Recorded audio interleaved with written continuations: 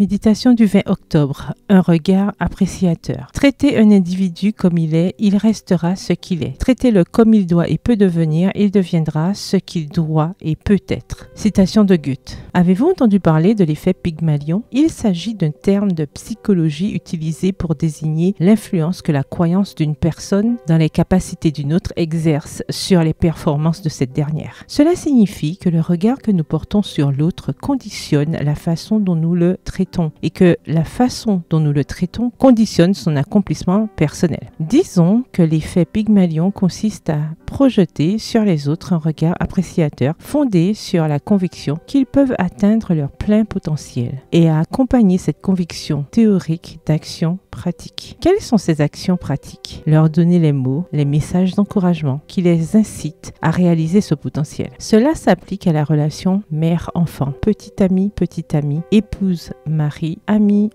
enseignante-élève, membre de la famille, etc. Êtes-vous consciente du type de regard que vous projetez sur ceux qui vous entourent, sur ceux qui s'ouvrent devant vous? C'est la possibilité d'exercer un ministère constant, un effort quotidien pour participer à un miracle. Donner des ailes aux autres et en même temps de voler vous-même en vous sentant épanoui dans la conscience que vous exercez l'influence miraculeuse du regard appréciateur. Il convient donc de reconsidérer deux choses. Premièrement, vos attentes à l'égard des personnes que vous influencez. Pourquoi ne pas essayer de voir leur potentiel et, par des mots d'encouragement, les aider à le mettre en lumière? Deuxièmement, votre discours. Que vous le vouliez ou non, une seule de vos phrases peut faire et fait la différence dans l'état d'esprit de l'autre. Voulez-vous l'aider à grandir ou à stagner? La décision vous appartient. Oprah Winfrey raconte que lorsqu'une de ses nièces avait de mauvais résultats à ses examens, elle lui a dit: « Tu es très intelligente, tu ne peux obtenir que des notes extraordinaires. » Vraiment, Tati? A demandé la fille. Vraiment. Et c'est ce qui s'est passé. À partir de ce moment-là, elle n'a plus eu que des A. Personne ne m'avait jamais dit que j'étais une élève à A, lui a dit sa nièce des années plus tard. Cela a fait toute la différence. Si vous décidez de laisser passer